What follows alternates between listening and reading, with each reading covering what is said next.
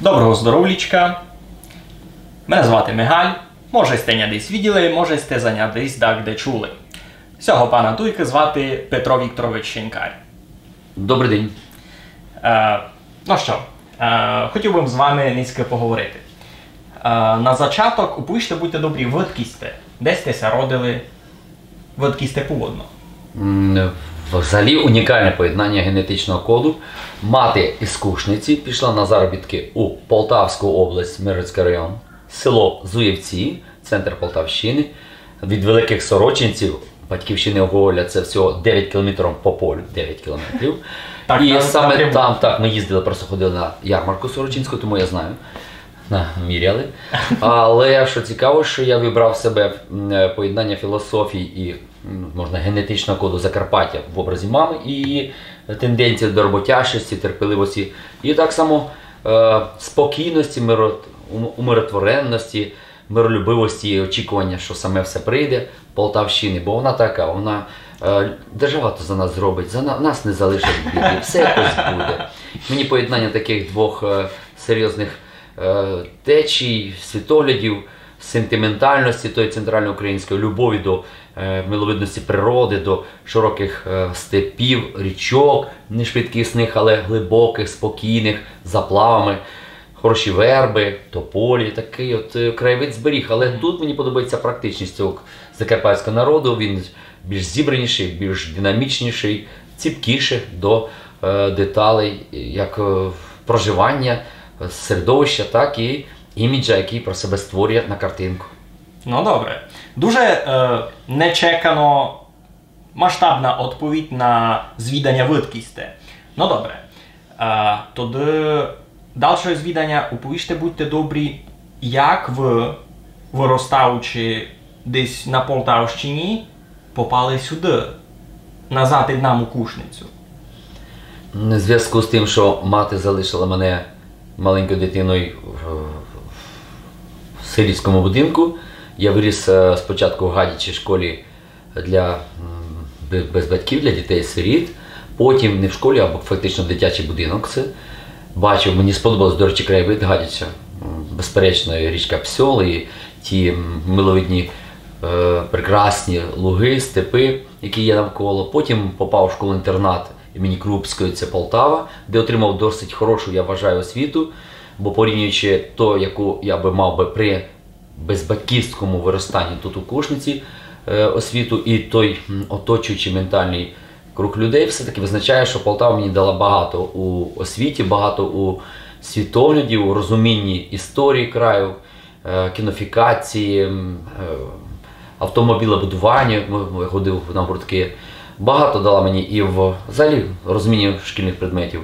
І ось уже на 7 класі я вирішив дізнатися свій родовід. І там, до речі, в класному журналі знайшов адресу, по якій звернувся листом. Написали, що є родичі, які мене знайшли. Папірявий лист. Так, тоді ще авіапошта була, ще конверти запаковувались. Я дізнався про своїх родичів, і так, родичі дозволили мені побачити базу, фактично, відкіля все походить, цю батьківщину мою. Мої приїзди в Кушницю, а перша була це приїзд в Кушницю, вразили іншим типом будинків, іншим типом поведінки, одягу, культури взаємостосунків, великої поваги до церкви. А ту шану, яку я піймав від Кушниці, бо фактично переформатували мої подальші напрями тим, чим я буду займатися, тим, що буде орієнтиром, куди тягнутимуся.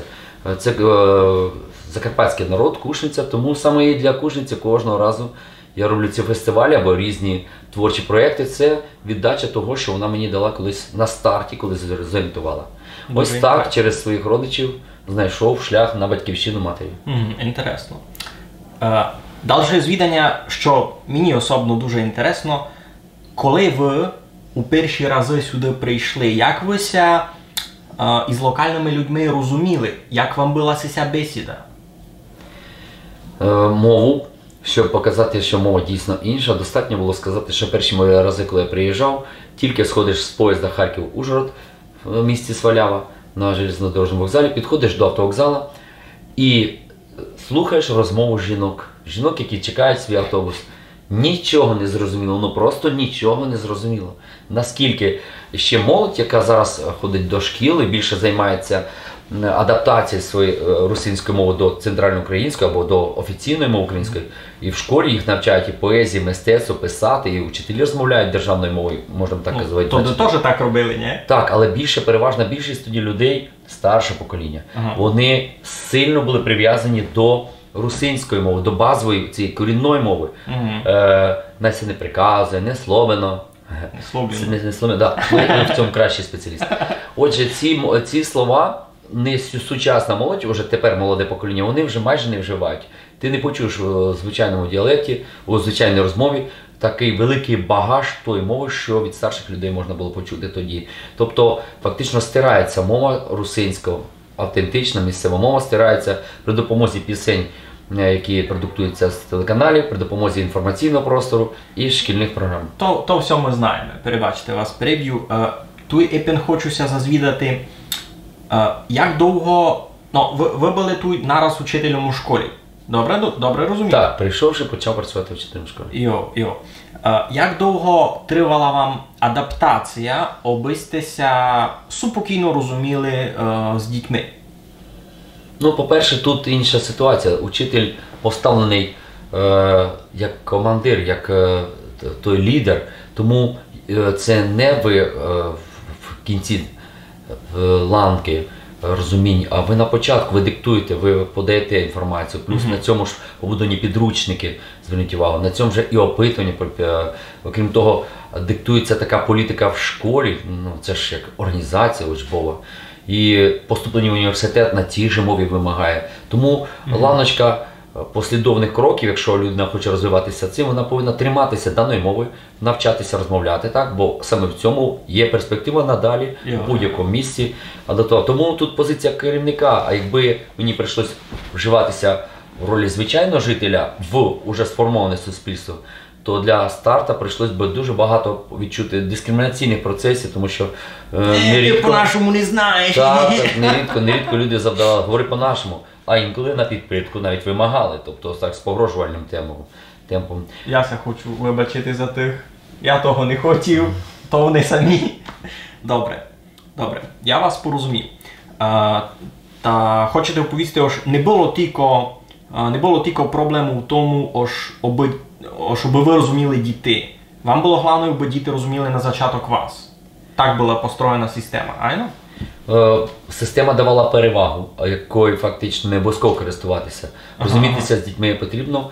Ну, мені здається, що більший ефект заключався в тому, що вони масово між собою могли поспілкуватися на мові, які доступні, використовуючи різні слова. Але ти як основна особистість, старша людина, яка несла за собою цілу філософію, культуру, погляди, мистецтво, пісні, був цікавий їм. Вони тяглися як до чогось нового. Це все одно тягнутися до нової продукції, якоїсь нової розробки. Так, із великим навантаженням інтелектуально-розважального сектору, бо їм було цікаво, хто я, і вони підключали свою увагу в бік. А значить, коли йде до тебе погляди з питаннями, з бажаннями зрозуміти, тобі легше розмовляти навіть своєю мовою, інколи використовуючи крок за кроком слова, які чуєш на місцевості, пояснюєш. Ну, зазвичай з цим великої проблеми не було. Обоєм втертися, одвірок шникати, я теж так.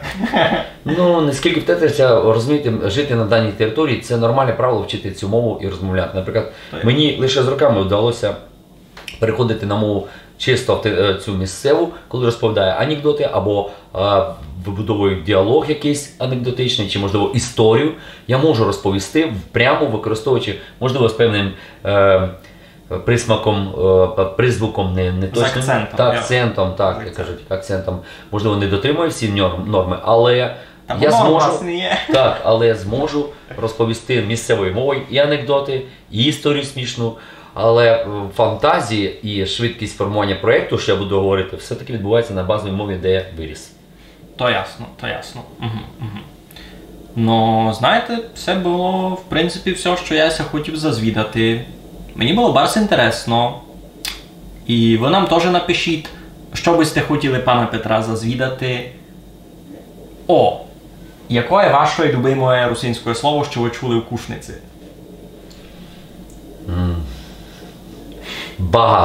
Я просто радію, тому що я тягнуся до інших мов, мене завжди приваблює, як вони складаються.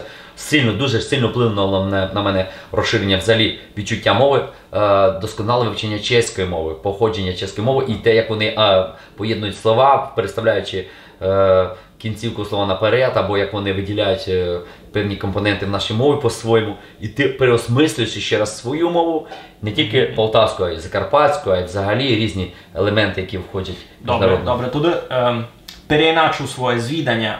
Не любиме слово, но любима приказка. Що таке люди подеколи кажуть, що вам припало до душі? Ну, не знаю, чомусь дуже подобається. Киття гримну, докторитя не позбирав. Добре. Красно вам дякую. З нами низько був Петро Скушниці. Майтеся. Супер.